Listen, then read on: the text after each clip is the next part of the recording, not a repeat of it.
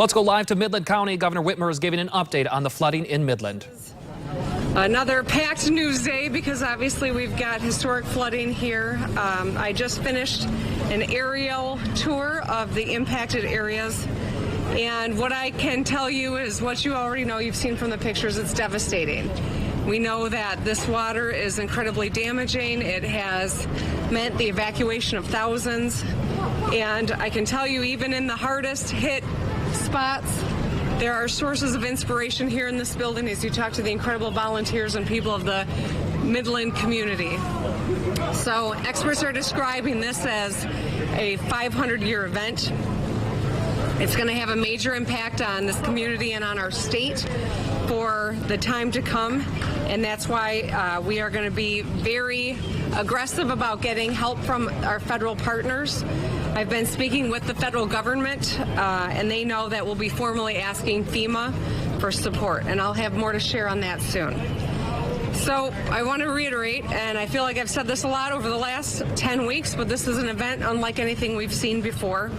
And we've got to continue to all work together to observe best practices, do our part to help one another, and to wear our masks and continue to try to social distance in this moment. And a lot of you are standing too close to one another. I'm just going to observe that. I ask that you remember we are still in the midst of COVID-19. We still have COVID-19 in 79 out of 83 counties. So we've got to continue to take this seriously. Like these young people with their masks on. Good job, you guys.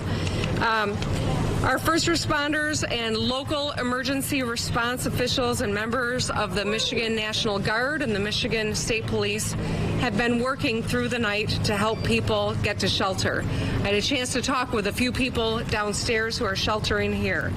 I want to thank the city manager, the police chief, the local EOC, and of course the lieutenant from the state police who is here with me, who's overseeing a lot of our state emergency operations center.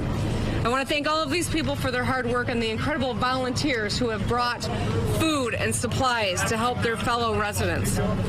So to Midland residents looking for shelter, you can find it at Midland High School, Bullock Creek High School, and West Midland Family Center. If you're looking for information, do not call 911 unless that is your only option and is truly an emergency. The most up-to-date information can be found at midland911.org. Go online, or you can go to their Facebook page, facebook.com/Midland County Emergency Management, to get the most up-to-date information where you can get help and what the latest developments are. We are anticipating the height being around 8 o'clock tonight, and so we do know that the water is continuing to rise, albeit at a slower pace, but that's why we've got to continue to take this seriously. If you are in an impacted area and have not done so yet, please get somewhere safe. Follow the direction of our public health officials on the ground. I'm going to continue working with General Paul Rogers of the National Guard, Colonel Joe Gasper with the Michigan State Police, the DNR, and the Department of Energy, Great Lakes, and the Environment to ensure that we can keep Midland County families safe. I want to thank Jen Boyer, who is overseeing the local emergency operations center.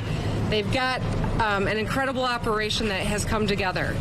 So I've been in touch with local leaders in Midland and will stay in close contact with them as this situation develops. I want to continue to remind people, if you're in an impacted area, please evacuate. This is going to be hard, but we are anticipating several feet of water across this area. And so while we're in the midst of a global pandemic, it's really important that to the best of our ability, we observe the best practices to keep ourselves and our families safe. We're going to get through this.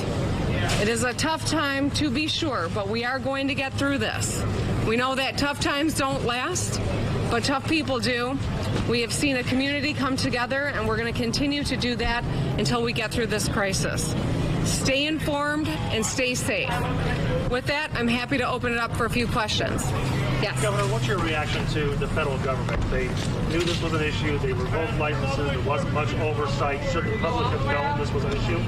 Well, I will say this, that Regarding the dams, the state of Michigan is reviewing every potential legal recourse that we have, because this incredible damage requires that we hold people responsible, and we are pursuing and going to pursue every line of legal recourse that we can. Should there have been more warning to the public that these were an issue? Well, I think we're all trying to understand all of the different proceedings that had taken place up until this point. The initial readout is that this was a known problem for a while, and that's why it's important that we do our due diligence and then we take our action. That's merited. Any injuries at all here?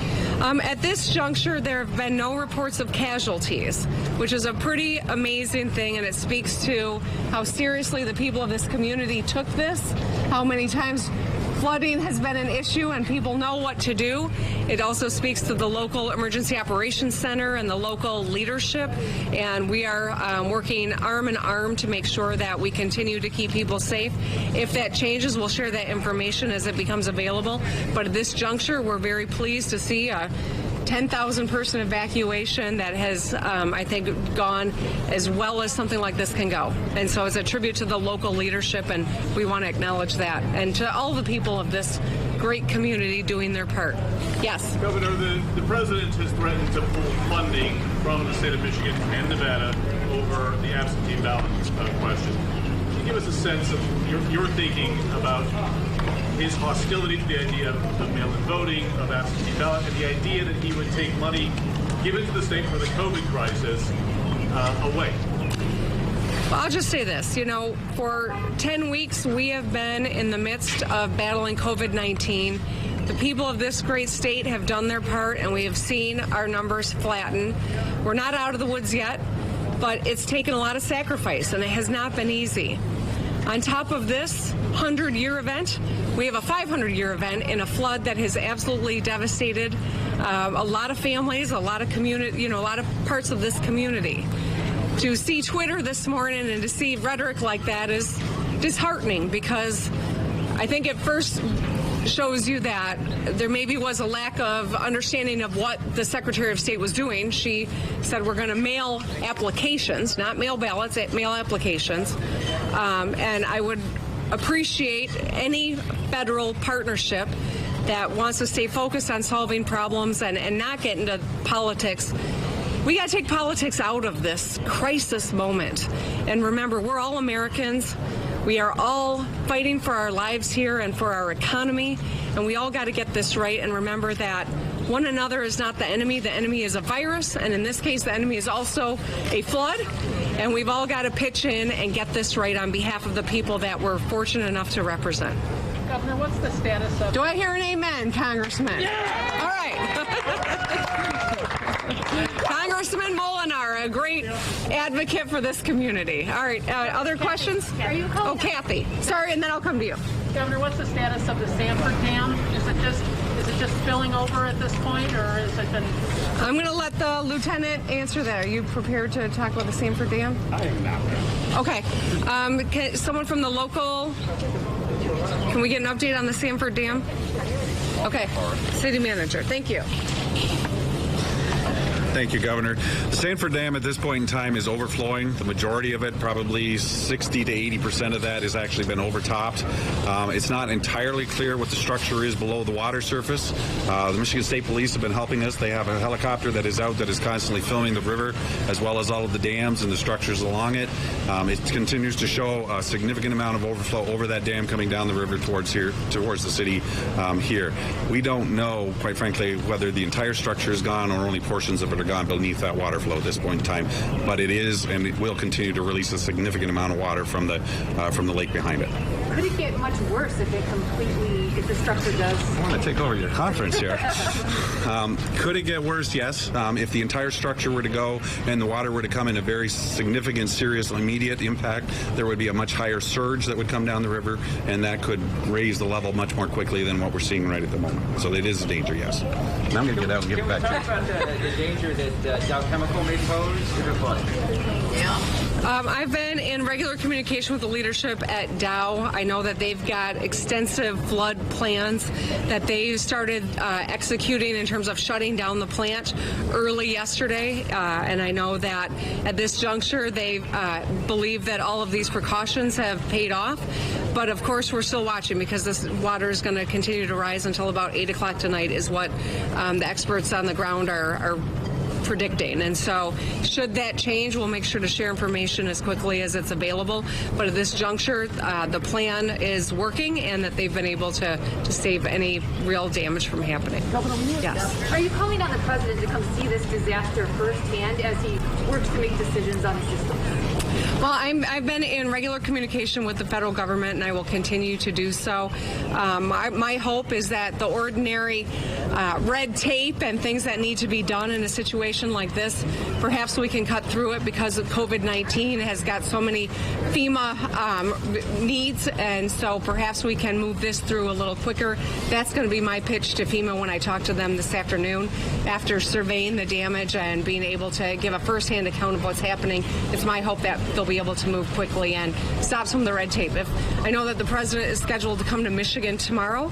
It is my intention that we will be able to give them a full briefing before they come into the state so that they know precisely what we're confronting. All right, we'll take a couple more questions. Governor, I'm curious, what was your personal reaction when you found out that this is happening as well as COVID-19? Do you think it was a cruel joke at first? I think like everyone, right? It was hard to believe that we're in the midst of a 100-year crisis, a global pandemic, and that we're also dealing with a flooding event that looks to be the worst in 500 years. But you know what? Here's what I know. When the chips are down, the people of Michigan are able to rise up. We are tough, we're smart, and we care about each other.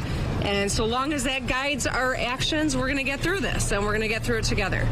Question Yes. related to the crisis. Any reaction to Operation Haircut in Lansing? And are you getting close to maybe announcing more forms of reopening in parts of the state? So let me start with this. I understand that people are frustrated. All right, I get it. I'm frustrated too. A lot of us have made sacrifices. Every one of us has made a sacrifice to some extent. Some have made incredible sacrifices. Many are mourning the loss of loved ones. Many are mourning the loss of a job. Many are mourning the loss of a business that might not open or survive this. And yet we know that the best thing we can do is continue to listen to the epidemiologists and the public health experts and make decisions based on science. We've made great progress in this state. The fact that we've got some people that are frustrated and are demonstrating, you know, that's what happens in the United States of America. But in the midst of a global pandemic, what I ask is that people do so in a way that does not expose themselves or others to a prolonged public health crisis. And so if people protest, I ask that they wear masks. I ask that they observe the 6 feet apart. And if they don't, we will have to take some action here. I am hopeful that people will continue to stay home unless it's necessary to be out so that we can continue to turn that dial and re-engage sectors of our economy. But the more people moving about and flouting the law, the harder it's going to be to turn the dial and take the next step. And that's why I'm calling on everyone. Don't let your guard down. We've done an incredible amount of sacrifice. It's made a difference. But we have to continue to, every one of us, keep doing our part. We're looking at all these volunteers drop stuff off. What are you calling on people to do to help? So I can tell you at this site, they've been overwhelmed by the generosity of the people of this community. And they've actually been telling people, we don't need as much as you're bringing by. I would defer to the local leadership here in terms of what are needed at particular sites. But I can tell you that the people that have sheltered in place here to get through the flooding crisis have been well taken care of, and they're in good spirits. All right. Thank you, Governor. Thank you, everybody. Stay safe. Thank you. So you were listening live there to Governor Gretchen Whitmer. Give us an update to the flooding situation that is developing right now in Midland County. She's talking about the number of people on the ground there. Also talking about the amount of water, saying that we will see that water continue to rise. Right now it is rising still, but at a slower pace than what it was earlier, the governor saying. But they still do anticipate that that water doesn't reach its highest levels until 8 o'clock tonight. She's also urging residents in the area that need assistance, do not call 911 unless that is your only option. She's also was talking about the state of Michigan taking any necessary legal action they can against companies that may be responsible for the state of the dams that are experiencing issues. We have boots on the ground in Midland. We'll have complete coverage for you tonight at 5.